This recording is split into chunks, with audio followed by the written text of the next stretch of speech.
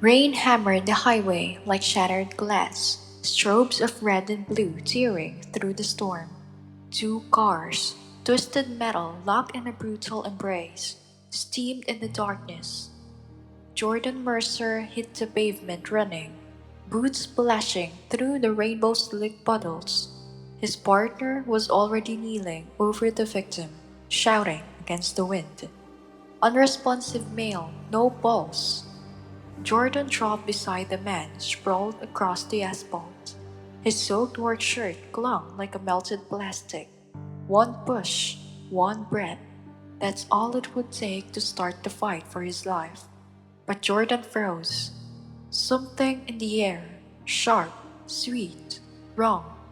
It sliced through rain and exhaust like a blade. Jordan, Tyler's voice cracked. Start compressions. Jordan didn't move. His pulse thundered in his ears. He leaned closer, storm soaking his gear, searching for what his instincts already screamed. The smell hit harder now. Not gas, not oil, something else, something dangerous. Don't touch him. The words left his mouth like a verdict. Everything stopped. Sirens, rain, time. Captain Harris stormed in, rage in his eyes. Mercer, move! Jordan didn't flinch. He looked at the stain spreading under the man's body and whispered, "If we get this wrong, none of us would make it home." Have you ever had a moment when going slow saved the day? Share your story in the comments below and hit subscribe for more real-life heroes who prove that thinking twice can save lives. 3 hours earlier, Station 24 smelled like pizza and diesel. The rain hadn't started yet, but the sky outside the bay doors was color of lead, heavy and waiting. Inside, laughter bounced off the concrete walls as Tyler held the court with half-empty box of pepperoni, tossing jokes like playing cards. "Hey, Boy Scout," he called across the table. "Still studying for your merit badge?" Jordan Mercer didn't look up. The laminated protocol cards spread out in front of him, gleamed under the harsh fluorescent lights, edges worn from constant handling. He flipped one between his fingers. A hazmat identification chart, reading each color-coded block like scripture. "You never know when you'll need it," he said quietly, sliding the card back into its slot on the metal ring. Chemical exposure, industrial toxins, chlorine inhalation. His personal encyclopedia of worst-case scenarios. Tyler grinned around a mouthful of crust. "It's emergency medicine. Jordan, not organic chemistry. Sometimes you gotta move fast and trust your gut." The older guys from Engine 12 laughed, their boots clumping against the floor like a chorus. "Kid thinks the job's about books," Rodriguez said, shaking his head. "It's about instinct." Jordan gave a small smile, the kind that didn't reach his eyes. He'd heard this speech 100 times in 8 months. Speed versus caution, instinct versus preparation. And maybe they were right, until the day instincts weren't enough. He gathered the cards, stacked them neatly, and slid them into his jacket pocket, just in case. That was when the alarm shattered the easy noise of the room. The bell screamed, sharp and metallic, cutting through conversations like a blade.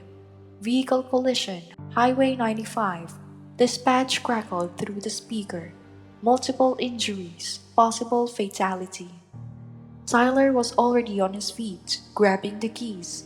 "Let's go, Boy Scout," he said with a grin. "Time to see what all that studying gets you." Jordan rose slowly, pocket heavy with laminated cards that suddenly felt more like lifelines than trivia. As the sirens began its lonely wail outside, and the first drops of rain hit the bay doors, he glanced back at the table where the pizza box sat open, steam curling into the empty air. He didn't know it yet, but nothing in those cards could prepare him for what waited on that highway. Rain hammered the pavement like artillery fire, turning the highway into a mirror that reflected chaos in jagged fragments. red and blue lights slicing through the storm, shadows of twisted metal looming like wreckage from a war zone. Jordan splashed through ankle-deep water towards the work truck that had taken the full force of the collision. The sedan was gone, transported 20 minutes ago, but this truck was a different story. Its hood was crushed into the median. Its rear cargo door hung twisted, metal peeled back like a can opener that had ripped it apart. Containers were visible inside, dented and leaking. A rainbow slick shimmered on the asphalt around the wreck, bright even under the strobing lights.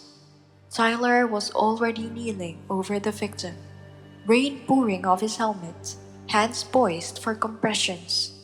The man lay sprawled in the road, motionless, face gray in the stormlight. Jordan is in cardiac arrest. Tyler's voice cracked through the noise of rain and sirens. Get over here now. Jordan's boots slid on the wet asphalt as he dropped to his knees opposite to his partner. His gloved hands hovered over the man's chest, ready for the first compression. Everything inside him screamed to move, to act, to do what every second of training had drilled into his bones. But then he smelled it. It wasn't fuel, it wasn't oil, it wasn't blood. It was sharp, sweet, chemical, wrong. His eyes flicked down the man's coveralls, dark blue, soaked through, but beneath the water was a smear that didn't look like water at all. A deep, oily stain that rippled like gasoline when the rain hit it. His gaze traveled further, to the truck's torn cargo door. Behind the twisted steel were metal drums, some cracked, others leaking streams of liquid that snaked across the asphalt like veins of poison. Tyler didn't notice any of it. He was reaching for the bag valve mask, shouting over the storm. I'll ventilate, start compressions, Jordan. We're already 2 minutes in. Jordan's chest tightened. 2 minutes without circulation meant brain damage. 3 meant death. His hands didn't move. Jordan! Tyler's voice was raw, frantic. What the hell are you doing? He's dying! Captain Harris stormed into view, rain plastering his jacket to his frame, face hard as steel under the flashing lights. Mercer, start CPR. That's a direct order. Jordan looked at the man on the ground, blue lips, still chest, then back at the slick spreading beneath him, rainbow against black, and he knew. Every protocol card he'd memorized, every scenario he'd drilled alone while others played poker in the station, slammed into his mind like a warning siren. Hazmat, possible solvent exposure, unknown volatility. If he was right, touching that body could kill them all. But what if he was wrong? What if this was nothing more than oil and coolant? What if his hesitation was costing a man his life? His heart pounded so hard it hurt. Move, Jordan, save him now. But something deeper held him frozen. A whisper from training. The most dangerous moment is when you think you know what you're dealing with. He spoke without realizing. Don't touch him. Tyler's head snapped up, eyes blazing through the rain. What did you say? I said don't touch him. Jordan's voice was steady, but his stomach was a knot of terror. He could feel Harris's fury burning through the storm. Are you out of your mind? Harris roared.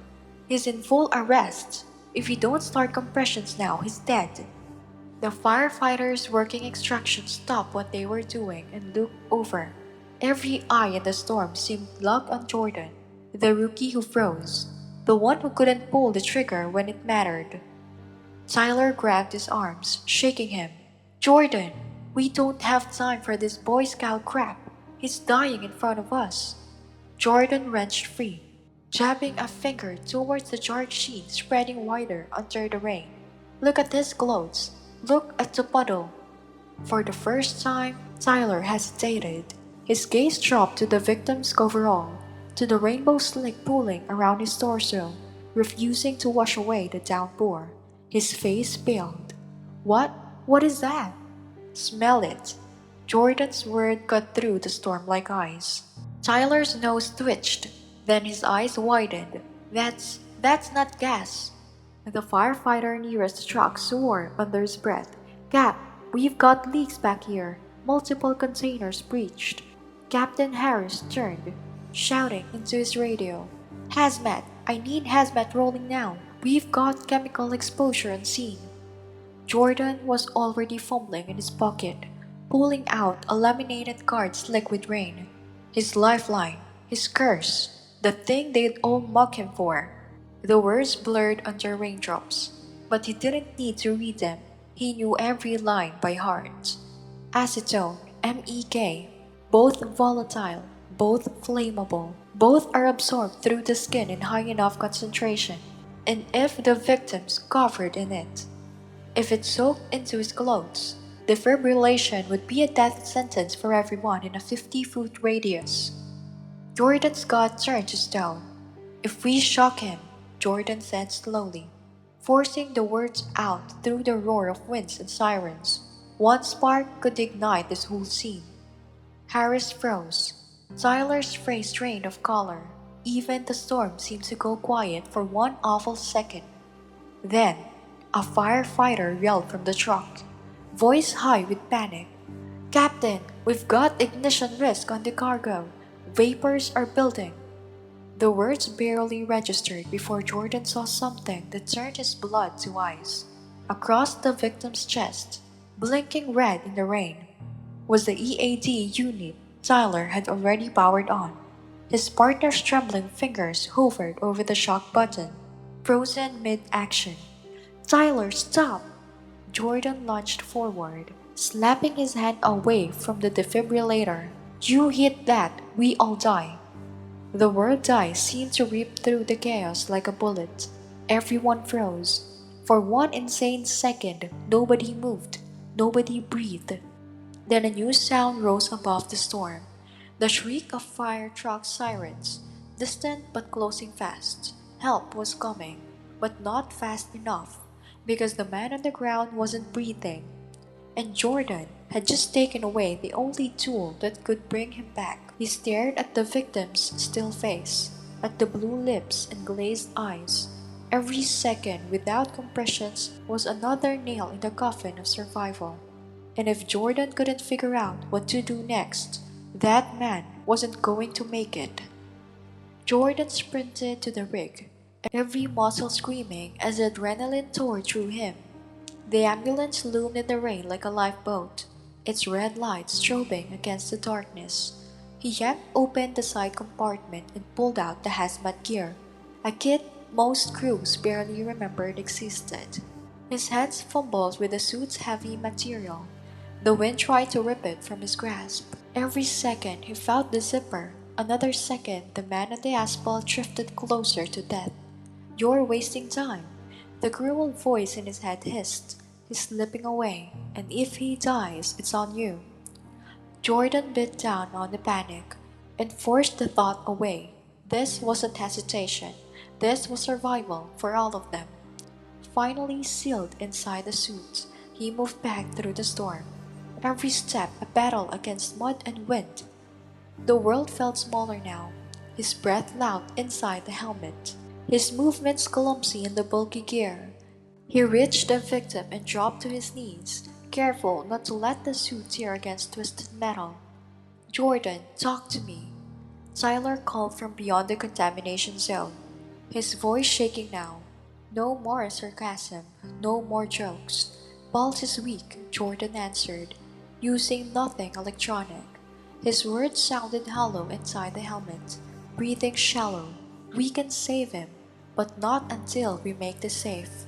Rain pounded on his visor as he worked, hands methodical even as his heart jackhammered. He cut away the soaked coveralls piece by piece, sealing each in a bag that filled with a stench of chemicals. Every layer stripped away revealed more raw, reddened skin, a map of burns carved by something invisible and merciless. Somewhere behind him, someone whispered, Jesus! Jordan ignored it. He couldn't afford to think, couldn't afford to feel. If he slipped now, if the suit tore, he'd be next. The last layer of contaminated clothing was sealed away, vanishing into the hazmat bag like a dark secret. Jordan's breath fogged the visor, relief flickering for just a second. Then, reality slammed back. He couldn't shop in his suit. One wrong spark on lingering fumes, and the highway would become a fireball. Cold zone, Harris barked. Jordan moved fast, peeling himself out of the bulky armor. Velcro ripped loud against the storm, gloves snapping away last. The rain hit his skin like ice water. He sucked in air, grabbed the defibrillator, and dropped to his knees beside the body. Pads pressed to a chest liquid rain. The victim's skin ghost pale under the strobes. The machine spoke with mechanical calm, analyzing rhythm. Do not touch the patient. No one moved, no one even breathed. Shock advised. Jordan's throat tightened. This was it. The spark he feared. The one that could undo everything he'd fought for. He looked at Tyler, then Harris, then the ring of faces staring at him like he was the only thing tethering them to safety. 6 months ago, they'd called him Boy Scout, hesitant, slow. Now, their lives rested on the same caution they mocked. Clear, his voice rang like steel. He hit the button. The jolt rocked the victim's body. For one endless second, the world held its breath. Rain hammered, thunder growled. The monitor blinked with cruel indifference. Then, a sound. Soft, electronic, beautiful. Beep, beep, beep. A heartbeat. Weak at first, then stronger, steadier. The man's eyes fluttered open. Jordan felt his legs give away. He dropped to his knees in the rain, head bowed, every ounce of strength bleeding out in relief. Tyler was there, hauling him up, his voice quiet but fierce. Come on, partner. Jordan blinked at him through the rain and tears that no one could tell apart.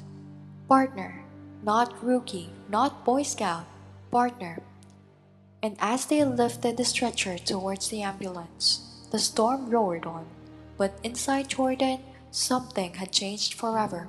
2 hours later, the storm had faded, leaving behind a world that looked rinsed and raw. The rain still felt and thin, steady lines, dripping from the edge of the hospital's loading dock, where Jordan sat on the ambulance bumper, writing his report. The fluorescent lights hummed above him, casting sharp shadows across the wet concrete. Every now and then, a drop from his soaked jacket hit the metal floor with a sound that made him flinch.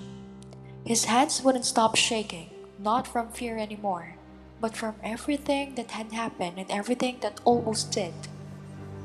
The scene replayed in his head like a film stuck on loop, the rainbow stain on the pavement, a sharp chemical scent cutting through the storm.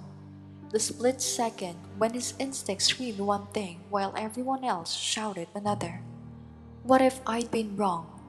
The question slid into his mind and stayed there. What if that hesitation had cost a man his life? What if I'd misread everything? The automatic doors hissed open behind him, and Captain Harris stepped into the glow of the loading dock. His boots made a hollow sound on the wet concrete. Jordan didn't look up, bracing himself for the words he'd been expecting since the sirens died down. The lecture about hesitation, about protocol, about rookies who think too much. Instead, Harris sat beside him on the bumper. The metal creaked under the weight of two men carrying more than just exhaustion. Hazmat team confirmed it, Harris said, his voice low, steady. He stared out the parking lot where rain traced silver lines under the street lights. Industrial-grade acetone, mixed with other stuff, real nasty. The truck was hauling solvents for a paint plant across town. Jordan kept writing. His pen dragged across damp paper as he documented every detail, every second of a night that could have ended so differently. Harris' tone shifted, quieter. heavier. One spark from that defib before Dagon would have blown half the highway off the map. His jaw tightened, maybe all of us with it. The weight of that truth settled between them like an unspoken vow. Neither man spoke for a long moment. Out beyond the bay, sirens wailed faintly in the distance. Another call for someone else. Another storm waiting for someone to walk into. You know what the crazy part is? Harris finally said. His voice carried something Jordan had never heard from him before: humility. 23 years of doing this job. I've seen everything: chemical spills, hazmat incidents, all of it. I've trained rookies on scene safety, taught the classes, and tonight, with a man dying right in front of me, I missed it completely. Jordan looked up, the pen pausing in his hand. Experience can work against you sometimes, Jordan said quietly. You see what you expect to see. Car crash looks like a car crash, so you treat it like every other one. Harris turned, meeting his eyes. That's exactly it. A breath, heavy with admission. You didn't see what you expected. You saw what was actually there. The door slid open again. Tyler stood framed in the harsh light, helmet under his arm, looking like he wasn't sure if he should come closer or walk away. For 8 months, Jordan had been the rookie on their shadow, the over-prepared Boy Scout everyone teased. Tonight had burnt all of that away. Hey, Tyler said finally, stepping into the rain-speckled dock. Just talk to the docs. Patient stable, vitals are good. Another few minutes without treatment and... He stopped, shaking his head. No need to finish the thought. They all know how that story ends. He walked closer, boots echoing softly on wet cement. His voice didn't carry its usual bite of sarcasm. You saved his life, Jordan, and ours. Jordan started to speak, but Tyler cut him off. No, listen to me. You saw something the rest of us didn't, and you didn't just see it. You stopped us from making the worst call of our careers. His jaw flexed, like the words cost him something. I owe you an apology. For every joke, every time I called you Boy Scout, I was wrong. Jordan shook his head. Don't apologize for wanting to move fast. Speed saves lives every day. Tonight just needed something different. Tyler sat on the bumper beside him. The three of them now shoulder to shoulder in the glow of gold fluorescent light. The rain drummed on the roof above, soft but steady, like a heartbeat that had found its rhythm again. Different, Tyler repeated, almost to himself. He looked down, then back up with a half smile that didn't quite hide the weight of what would have happened. Partner, he said simply. Not a rookie, not Boy Scout, partner. The word landed harder than any commendation ever could. The radio on Harris's belt crackled to life. Captain, reporter here asking about the hazmat scene. Wants to interview the medic who prevented a highway explosion. Jordan froze. A reporter? The thought twisted his stomach. He didn't want headlines or interviews. He didn't want to be the guy people called a hero. All he wanted was for that man to live and for his crew to go home safe. Tell him, the medic's busy. Harris said into the radio without looking away from Jordan. Doing his job, everything else is noise. And that was it. No speeches, no applause. Just three men sitting in the rain, listening to the hum of the hospital lights and a far-off cry of sirens. But something had shifted. For the first time in 8 months, Jordan didn't feel like the outsider with the laminated cards and endless what-ifs. He didn't feel like a kid trying too hard. He just felt like what he'd always wanted to be, a paramedic. 6 months later, the classroom smelled faintly of coffee and new textbooks. Rows of recruits sat upright in their pressed uniforms, eyes bright with the same mix of nerves and adrenaline Jordan remembered from his first day. Outside the windows, rain streaked the glass, a softer echo of that stormy night on Highway 95. Jordan stood at the front, his old laminated protocol cards fanned out in his hand like a magician revealing secrets. They've been scuffed by countless calls, corners worn from constant use. His voice was calm now, but carried the weight of everything he'd learned when hesitation became heroism. Emergency medicine, he began, pacing slowly in front of the recruits, is about quick decisions, but quick doesn't always mean immediate. He held one card up so they could all see the bold red letters, hazmat warning signs. Sometimes, the most heroic thing you can do is pause long enough to think. A hand shot up in the back. A young guy, maybe 20, with that invisible look Jordan knew all too well. But what if someone dies while you're thinking? Jordan smiled faintly, the kind of smile that hides a storm of memory. That's the question every paramedic faces every day: speed versus safety, action versus caution. He let the silence stretch for a moment, his gaze sweeping the room. There's no perfect answer, but I can tell you this: better to take 5 seconds to assess the scene than 5 hours explaining why everyone got hurt.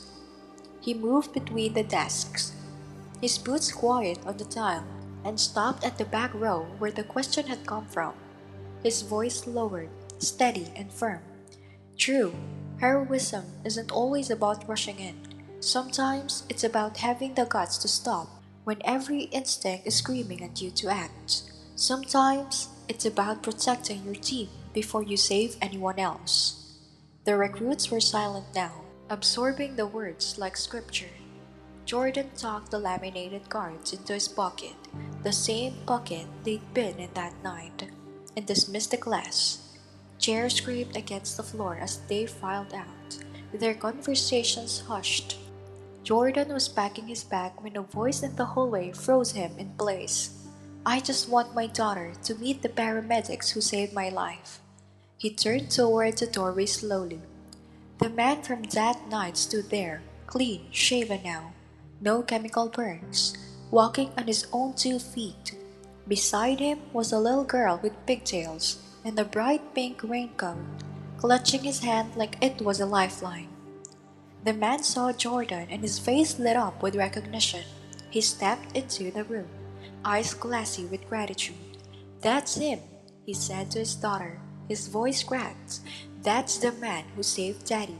The little girl's eye widened like she was staring at a superhero. She stepped forward, almost shy, then whispered the words that caught Jordan off guard. My dad says you're a hero. Jordan crouched down so they were eye level. For a moment, the sounds of the hallway, the chatter, the footsteps faded into nothing. It was just the two of them. Rain tapping softly against the window. Your dad's the hero, Jordan said gently. He fought through something really scary and came out strong. I just did my job.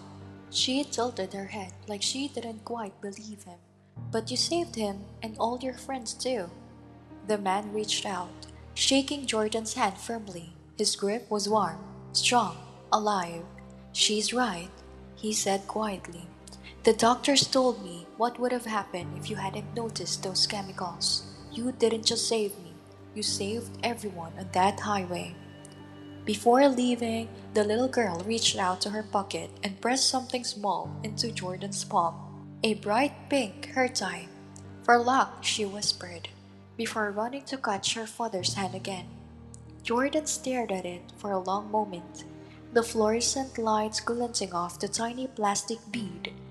Then, he slipped it into his pocket next to the cards that had once made him a joke. Later that night, back at the station, Jordan sat at the same metal table where the teasing had once echoed. Tyler walked past on his way out. Different shifts now, but is still his friend. Still studying? Tyler asked, nodding towards the cards spread out on the table. Always, Jordan said with a small smile. Good, Tyler replied. The world needs more paramedics who think before they act.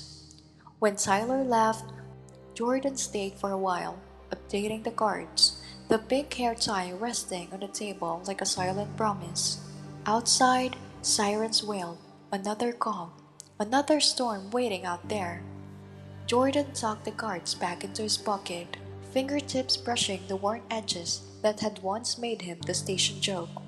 He stood slowly, pulling on his jacket as the fluorescent lights buzzed overhead. Outside, sirens wailed in the distance, a reminder that somewhere, someone else's worst day was beginning. Jordan glanced once at the empty classroom, the echo of young voices still lingering like ghosts of his own rookie days. Then he spoke softly, almost to himself. Everyday heroes are all around us.